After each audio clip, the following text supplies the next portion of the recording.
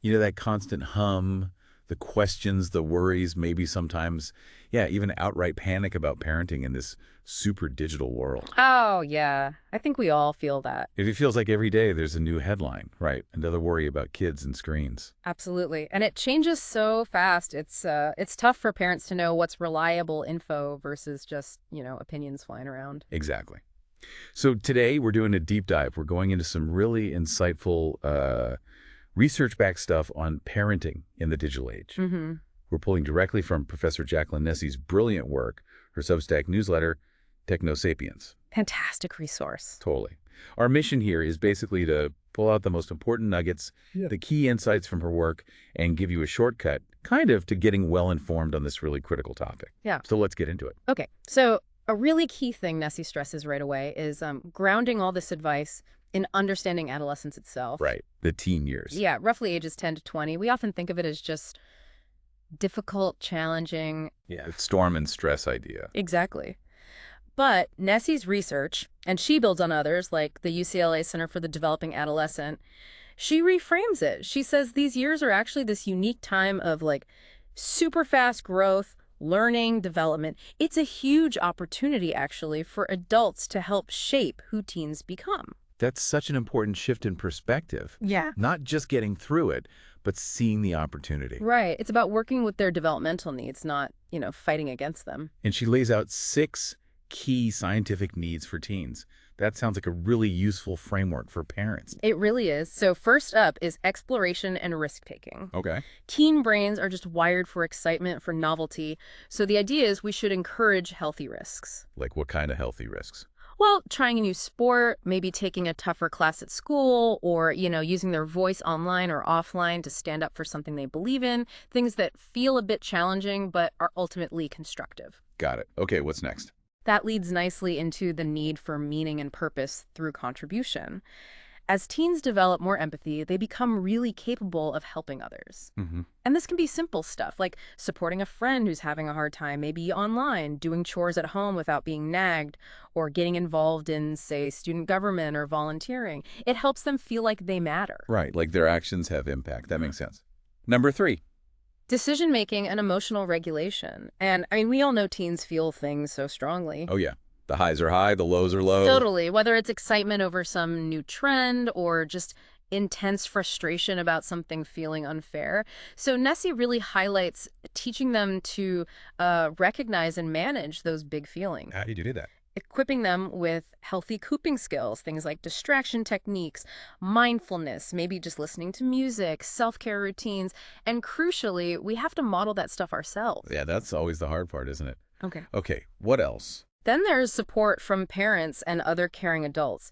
Even when they act super independent. Which they do. They still absolutely need warmth, our interest, and, appropriate structure. That means clear rules, boundaries, and parents basically knowing what's going on in their lives. Monitoring, yeah. Right. And having other supportive adults, coaches, teachers, mentors, that's also really vital for them. Okay, 2 more. 5th is developing values, goals, and identity.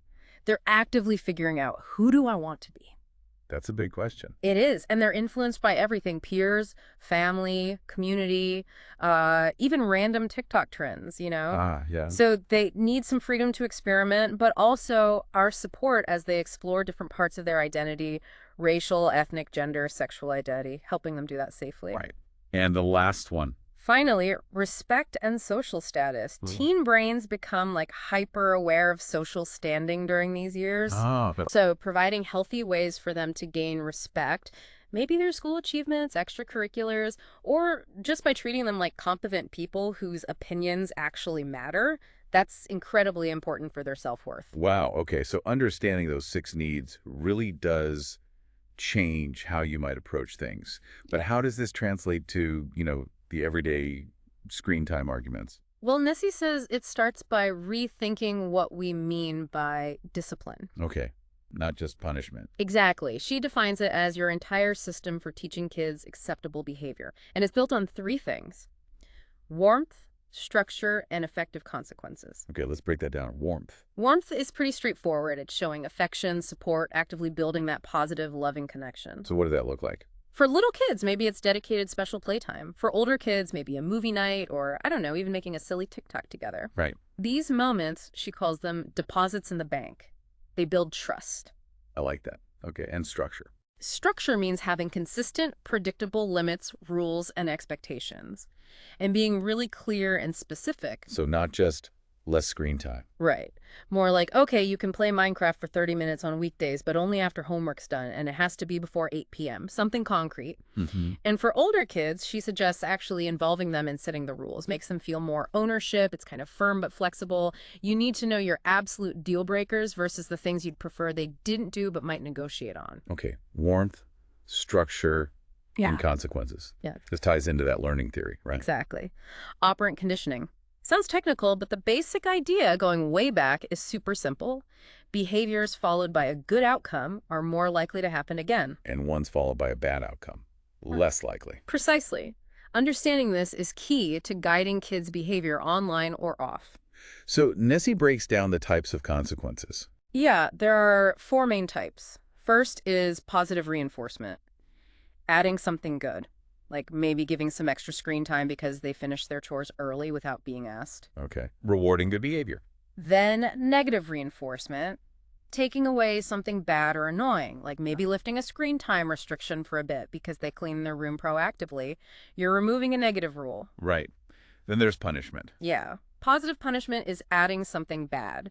So if they posted something inappropriate, you might add a new rule like they now need permission before posting anything on TikTok. Adding a restriction. And negative punishment is taking away something good. This is probably the most common one parents use, like taking away their phone for the rest of the day because they broke a screen time rule. Okay, that makes sense. But Nessie points out a common mistake, right? Yes, a huge one. Sometimes our attention, even if we're scolding or lecturing them, can actually act as positive reinforcement for younger kids. They crave the attention, good or bad. Oh, interesting. So yelling might accidentally encourage the behavior. It can, yeah.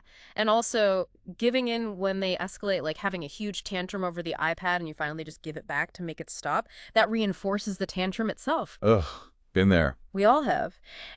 And related to that, she talks about something called the extinction burst. The what now? Extinction burst. It means when you start consistently ignoring an unwanted behavior that used to get attention, like whining, expect it to get worse for a bit before it gets better. Worse. Oh, great. I know, but it's actually a sign it might be working. They're trying harder to get the old reaction. Knowing this helps you stay consistent and not give in right when it feels toughest. Okay, that's actually really helpful to know. It explains a lot about those after-screen meltdowns too, doesn't it? Yeah. Why do kids flip out so much when it's time to turn things off? Nessie's research points to a few key reasons. I mean, first off, it's just hard to stop doing fun things, right? Screens light up the brain's reward centers. True. Also, kids might have temporary problems with executive functions. Switching tasks is hard. Sometimes they might be imitating bad behavior they saw on a show. Oh, interesting. Or maybe stopping interrupts their progress in a game, which is super frustrating. Screen time might be replacing needed physical activity. Sometimes it's just overstimulation, or they have these big feelings, excitement, frustration, that don't just switch off. That makes a lot of sense. Yeah. So knowing why helps us figure out what to do. Exactly. She offers proactive strategies, like experiment with different types of shows or games. Try different ways of stopping. Give those 5-minute or 2-minute warnings. Talk to them about the transition. Ask them, hey, why is it sometimes hard to turn off the iPad? Help them build that self-awareness. What else? Make a plan together beforehand. Like, okay, we'll watch 2 episodes, then it's off. Think about timing. Maybe don't have screen time right before something demanding. Maybe plan a calm activity after screens. Good idea. And the big one, be consistent. Stick to the limits, even with whining. You can validate their feelings. I know you're disappointed, it's time to stop, but hold the line. Right. Consistency is key. Oh, and turn off autoplay. Seriously. If meltdowns are happening all the time, maybe you do need to reduce the overall amount of screen time. Okay. That consistency point feels really important. Which kind of leads us to some specific digital challenges, right? Like, what about the really little kids, ages 5 and under? The guidelines seem super strict. They are pretty strict. The AAP and WHO say basically no screens under 18 months except video chat, then 18-24 month only co-viewing educational stuff, and 2-5 years, an hour or less of high-quality programming. But the reality is often different. Very different. Nessie points out that, on average, 2 to 4-year-olds are getting something like 2.5 hours a day. Wow. Her take, which I find really helpful, is that the specific hour cutoffs can be a bit arbitrary. The real question is screen time interfering with the absolute essentials for healthy development? Which are? Sleep, physical activity, and crucially, that back and forth human interaction. She calls it serve and return. Serve and return. Like tennis. Kind of. Imagine a baby babbles or points. The parent serves back by responding, naming the objects, making eye contact. That responsive interaction is fundamental for brain development. Too much passive screen time can get in the way of that. Got it. So it's about balance and what screen time might be displacing. What about what they watch? Does it have to be educational? Nessie says developmentally appropriate is key. It doesn't always have to be explicitly educational, but those shows often do have positive messages. She looks for 4 qualities in good shows.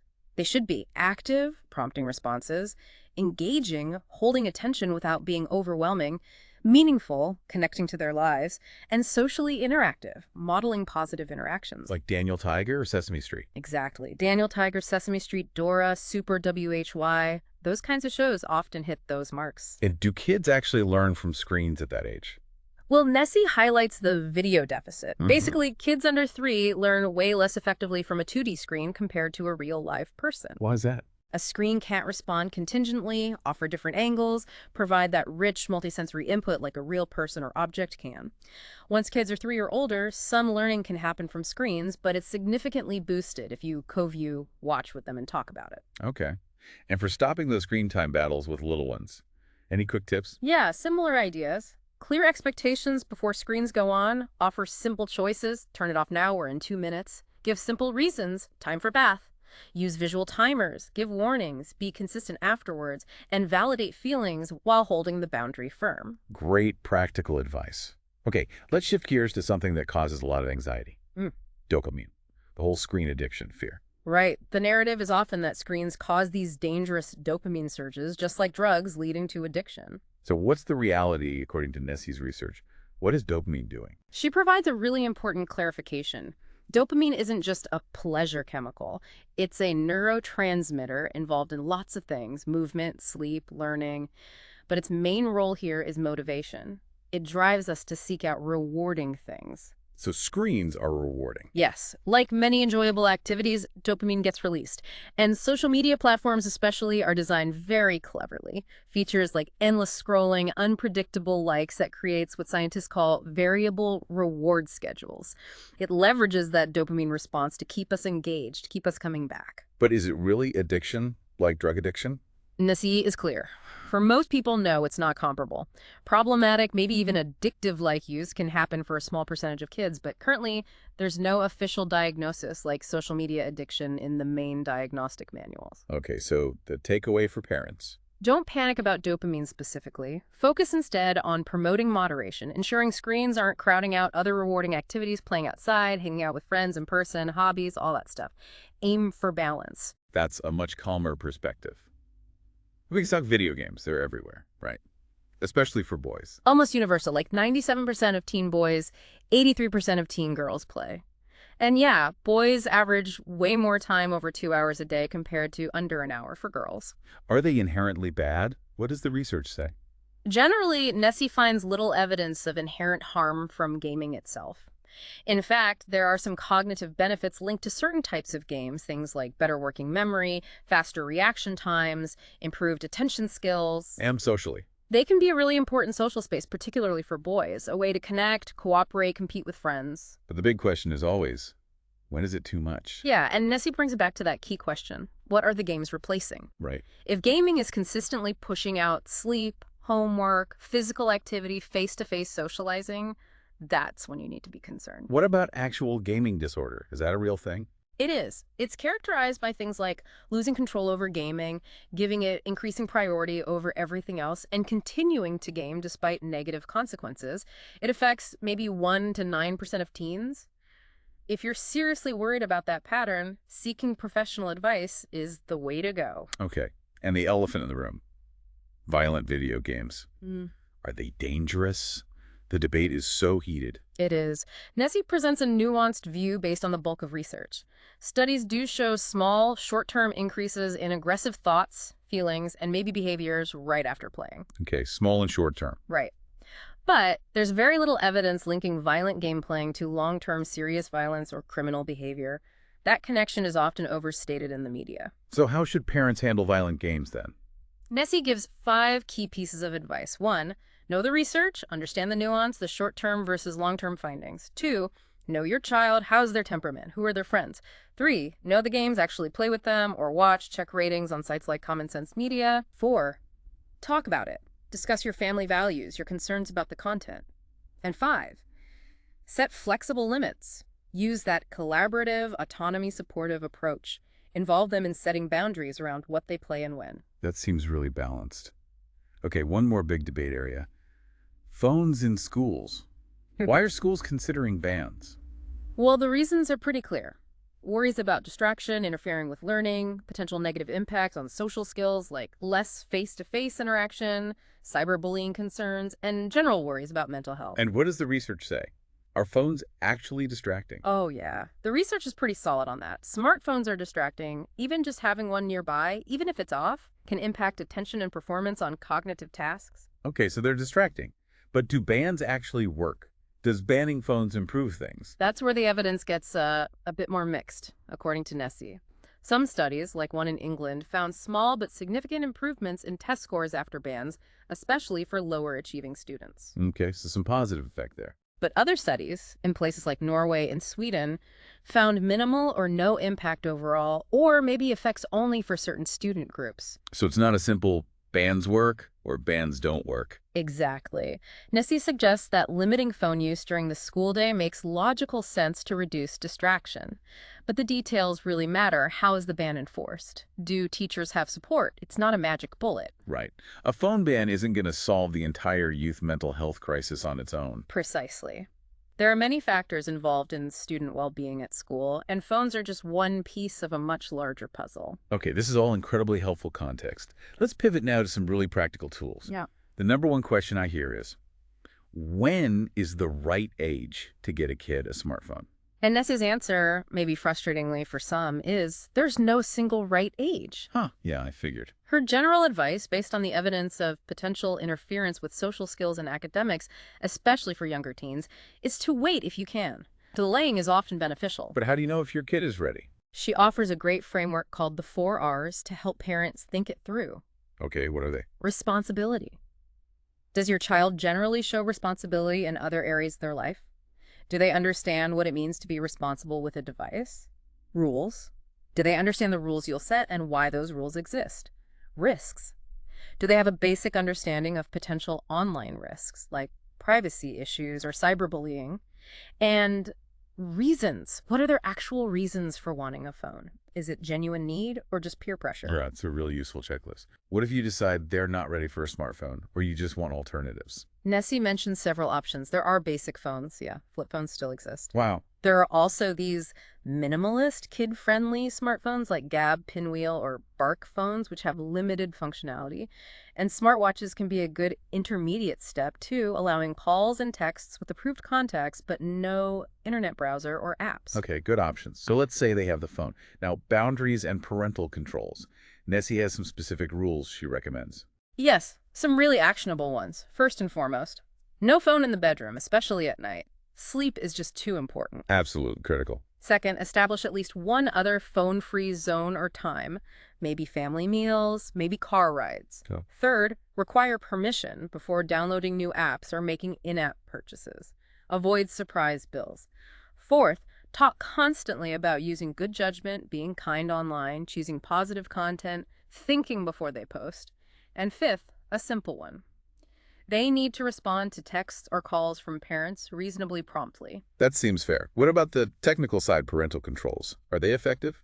Nessie has a great analogy. Parental controls are like a gate, not a wall. A gate, not a wall. I like that. Yeah. They're useful for slowing kids down, creating barriers, making it harder to access inappropriate stuff or spend too much time. But they're not foolproof. Determined kids can often find workarounds. So don't just set them and forget them. Definitely not. The crucial thing Nessie emphasizes is that setting controls needs to be an ongoing conversation. Sit down with your child, explain why you're setting certain limits, listen to their perspective, and adjust the controls together as they get older and show more responsibility. Can you give some examples of the kinds of controls available? Sure. On Instagram, for instance, teen accounts default to private now, and there are restrictions on who can message them. Parents can use the supervision tools to see who they follow and who follows them, who they message, not the content, and set daily time limits. Okay. What about TikTok? TikTok has different settings for younger teens, 13 to 15, versus older ones, 16, 17, regarding things like direct messages and comments. They also have family pairing, which lets a parent link their account to manage settings, including screen time. And Snapchat. Seems like a tricky one. Snapchat also has settings to limit contact from strangers for teens. Their Family Center lets parents see their child's friends list and who they've messaged recently. Again, not the content, but just the contacts, which gives some oversight. YouTube offers YouTube Kids for the youngest. For older kids, there are supervised accounts parents can manage, allowing them to choose content levels, block channels, turn off search, and see watch history. There's also a general restricted mode filter. And then just the phone's operating system itself. Right.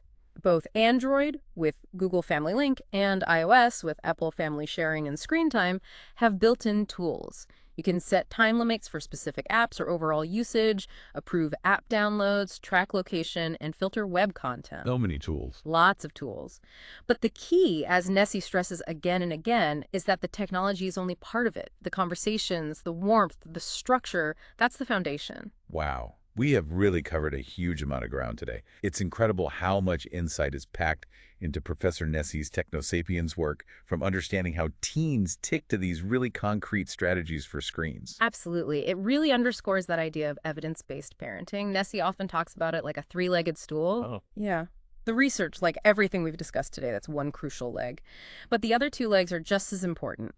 Your own unique expertise as a parent who knows your child best, and your child's individual characteristics, their temperament, their strengths, their challenges. So the science gives us direction, but we still need to use our judgment. Exactly.